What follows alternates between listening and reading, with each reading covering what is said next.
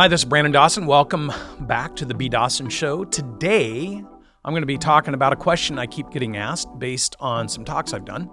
And I think I want to go deeper into it. And I say leadership is nothing more and nothing less than influence.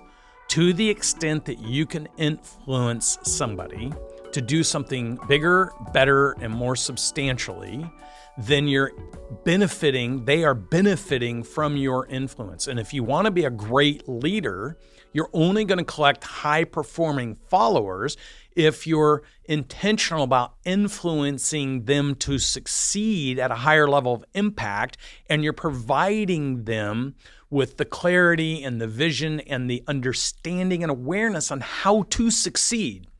That means you have to take an active interest in them.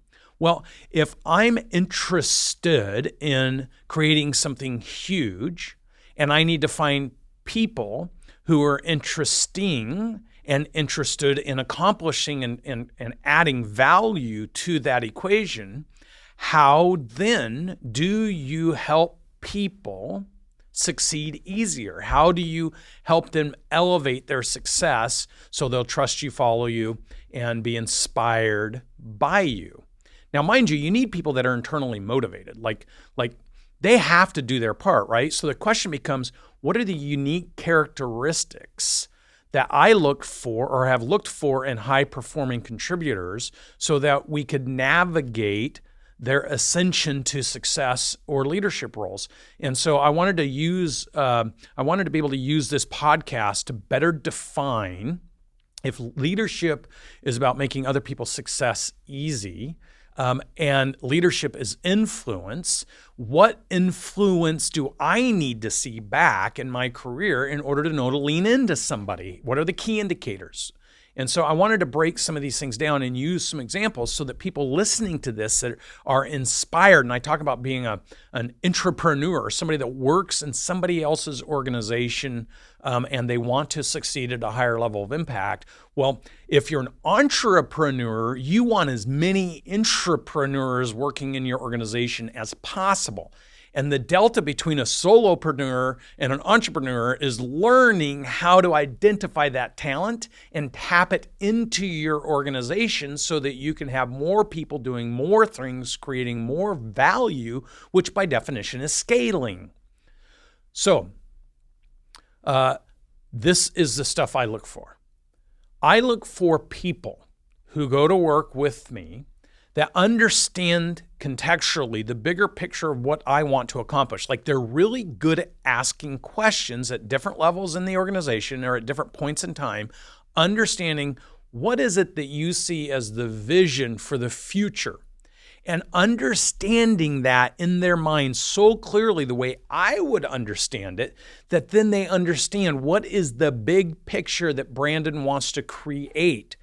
Then excelling at the thing that they do within the organization. So I look for people who are finding ways to succeed. Now, what does that success look like? Well, it's not just coming in and trading their 8 hours and then going home.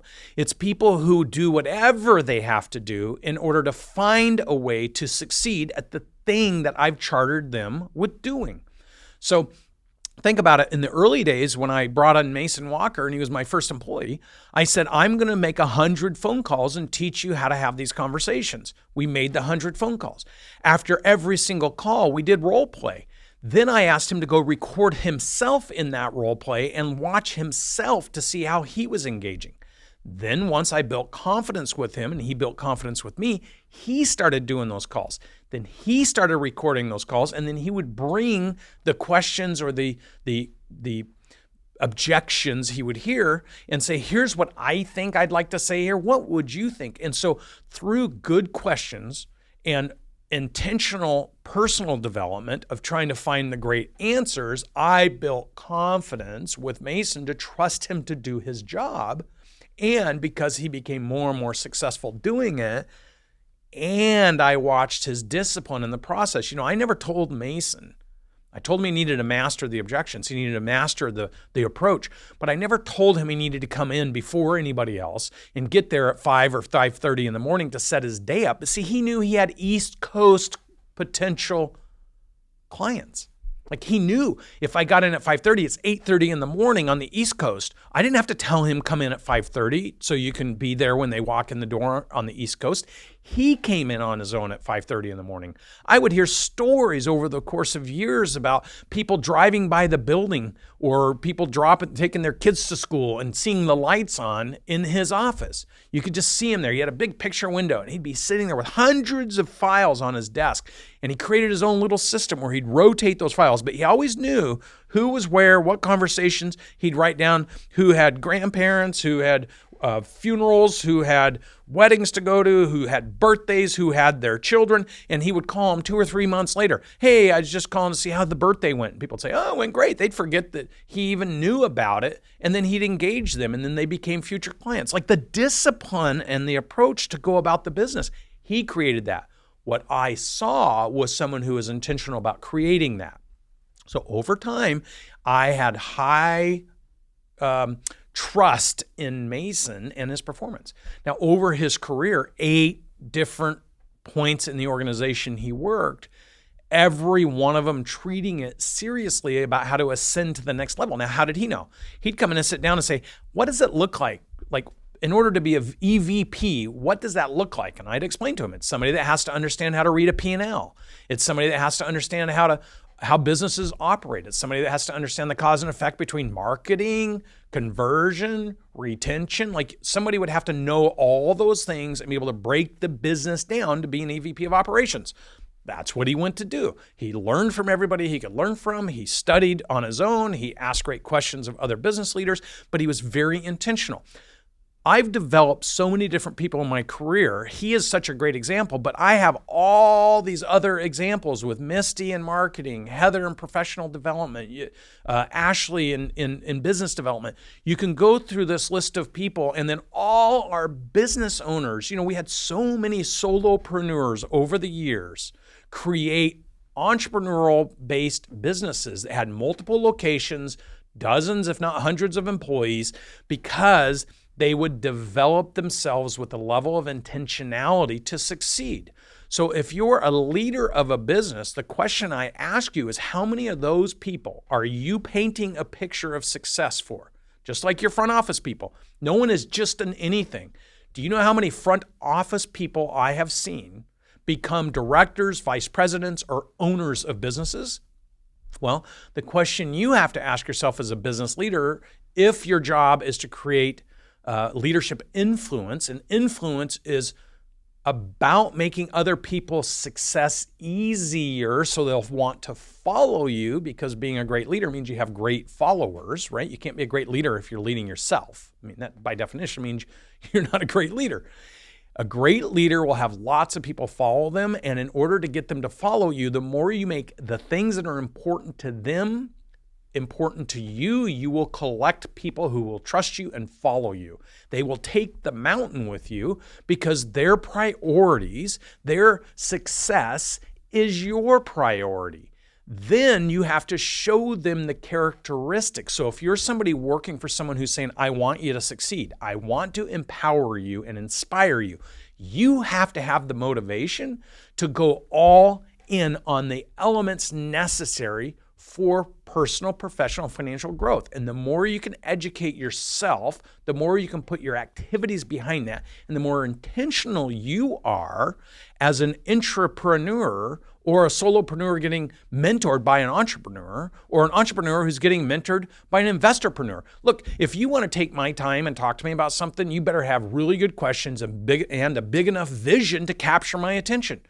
If you want to talk about real estate with Grant Cardone and you don't know anything about real estate and you don't understand how he invests and you don't understand what he looks for, sitting down with him, he's going to be less interested in working with you or developing you or having you work for him if you don't know anything.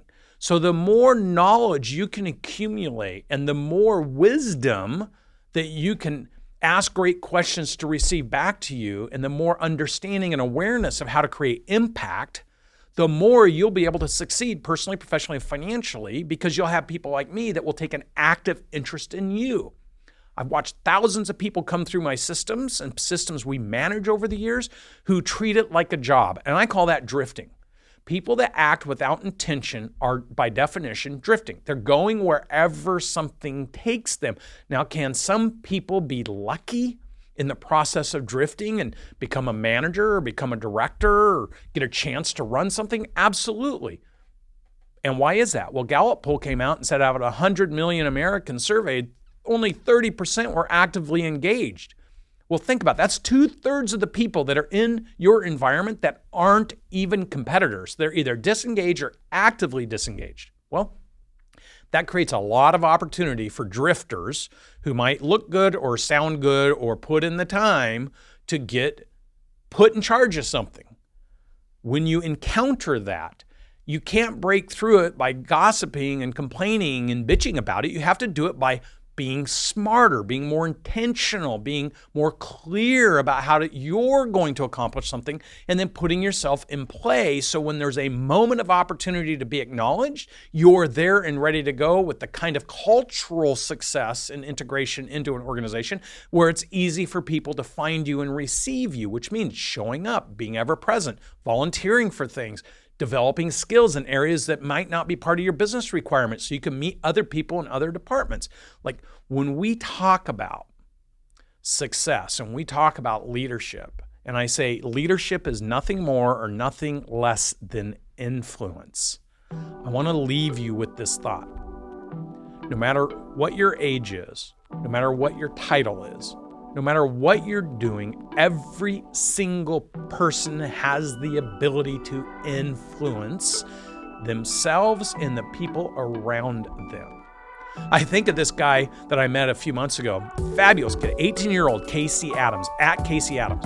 At 15, he knew what he wanted to do, and now he's 18, he's going all over the world doing it. Like, if you know what you want to do and you allow yourself to be influenced by people that you can respect and that you want to be developed by because you're very intentional, that allows people like me then to be great leaders because I want to find people like that, influence them, and help them succeed easier because the more of those people I can harness in my ecosystem, the more success I have as well.